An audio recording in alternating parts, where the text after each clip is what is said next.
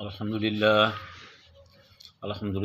نحمده ونستعینه ونستغفره ونؤمن به ونتوکل علیہ ونعوذ باللہ من شرور انفسنا ومن سیئات اعمالنا من يهده الله فلا مضل له ومن يضلل فلا هادي له ونشهد ان محمدا عبده ورسوله اما بعد اعوذ باللہ السمیع العلیم من الشیطان الرجیم بسم اللہ الرحمن الرحیم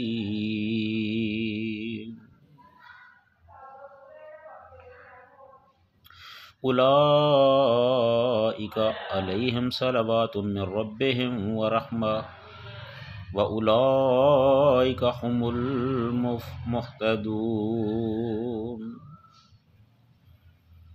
یہی وہ لوگ ہیں جن پر اللہ تعالیٰ کی نوازشات ہیں اور اللہ تعالیٰ کی رحمتیں ہیں، اور یہی وہ لوگ ہیں جو ہدایت پر ہیں۔ ان الصفا والمروۃ من شعائر اللہ، بے شک صفا اور مروہ اللہ تعالیٰ کی نشانیوں میں سے ہیں۔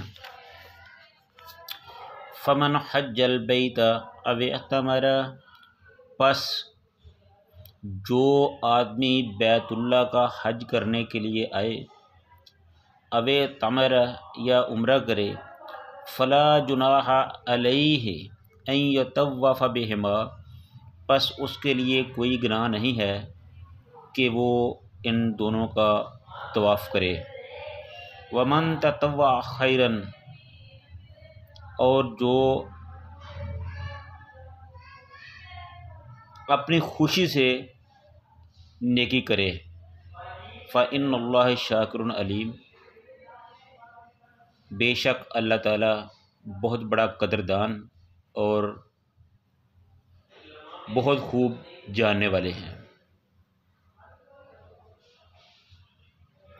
ہر قسم کی حمد و ثنا اللہ تعالیٰ کی ذات کے لیے، اور درود و سلام حضرت محمد رسول اللہ صلی اللہ علیہ وآلہ وسلم کی ذات پر۔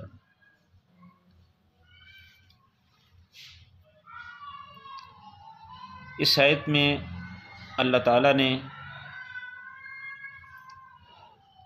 کچھ شکوک و شبہات اور کچھ غلط فہمیوں کو دور کیا ہے۔ ان الصفا والمروۃ من شعائر اللہ، بے شک صفا اور مروہ یہ اللہ تعالیٰ کی نشانیوں میں سے ہیں۔ یہ صفا اور مروہ وہی مقام ہے جہاں ابراہیم علیہ السلام نے اپنی بیوی اور اپنے بیٹے حضرت اماں جی ہاجرہ اور حضرت اسماعیل علیہ السلام کو چھوڑا تھا یا چھوڑ کر گئے تھے۔ تو جب حضرت اسماعیل علیہ السلام پیاس کی وجہ سے پریشان ہوئے، ان کو پانی نہیں مل رہا تھا، بلک رہے تھے، تڑپ رہے تھے، تو حضرت اماں جی ہاجرہ علیہ السلام پانی کی تلاش کے لیے ادھر ادھر بھاگ رہی تھی۔ کبھی وہ صفا سے مروہ پہاڑی پر جاتی اور کبھی وہ مروہ سے واپس صفا پہاڑی پر آتی۔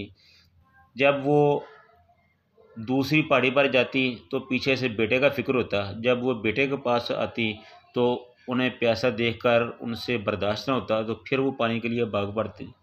اس طرح ان کی یہ بھاگ دوڑ اللہ تعالیٰ کو اتنی پسند آئی کہ اللہ تعالیٰ نے ان کے اس عمل کو مناسک حج میں شامل کر لیا، یعنی کہ حج کے مسائل میں شامل کر لیا کہ جو بھی حج کرنے کے لیے آئے گا اس کے لیے صفا اور مروہ کی سعی کرنا ضروری ہوگا۔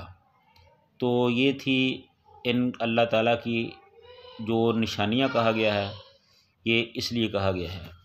آگے اس کے بعد فمن حج البیت، جو بھی بیت اللہ کا حج کرے، اب اعتمر یا عمرہ کرے، فلا جناح علیہ، تو اس کے لیے کوئی گناہ نہیں ہے کہ ان یطوف بہما، کہ کہ وہ ان دونوں کا طواف کرے۔ تو یہاں جو یہ گناہ کا لفظ استعمال کیا گیا ہے، جب یہ ایک حج کا رکن ہے تو پھر یہ ایسا کیوں کہا گیا؟ اس میں تھوڑا سا اشکال پیدا ہوتا ہے۔ تو مفسرین بتاتے ہیں کہ جب حضرت ابراہیم علیہ السلام کے بعد کافی مدت کے بعد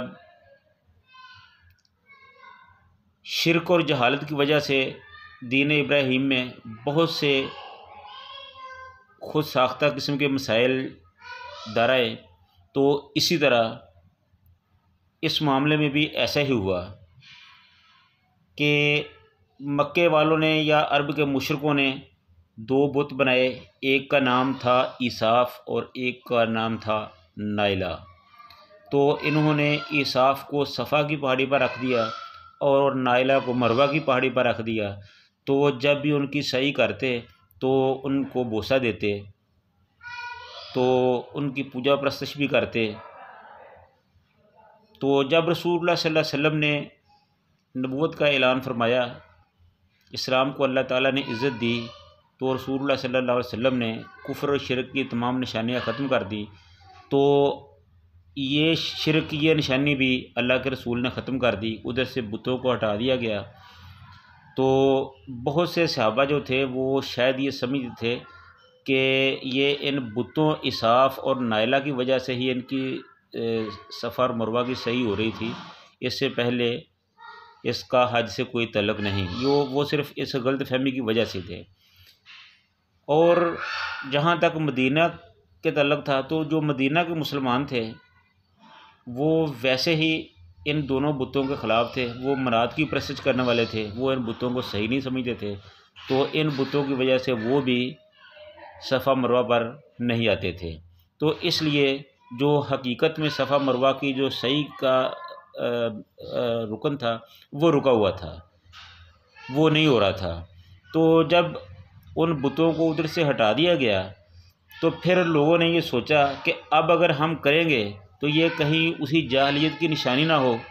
تو اس غلط فہمی کو دور کرنے کے لیے اللہ تعالیٰ نے یہ آیت نازل فرمایا فمن حج البیت او اعتمر، پس جو بھی بیت اللہ کا حج کرنے کے لیے آئے یا عمرہ کرے، او اعتمر یا عمرہ کرے، فلا جناح علیہ، اس کے لیے کوئی گناہ نہیں ہے کہ ان یطوف بہما، کہ وہ ان دونوں کا طواف بھی کرے۔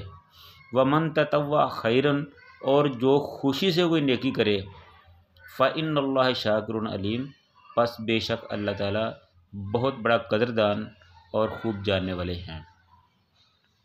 تو یہ تھے صفا اور مروہ کے متعلق مسائل۔ اللہ تعالیٰ ہمیں ان کو سمجھ کر عمل کی توفیق عطا فرمائے۔ وآخر دعوانا ان الحمد للہ رب العالمین۔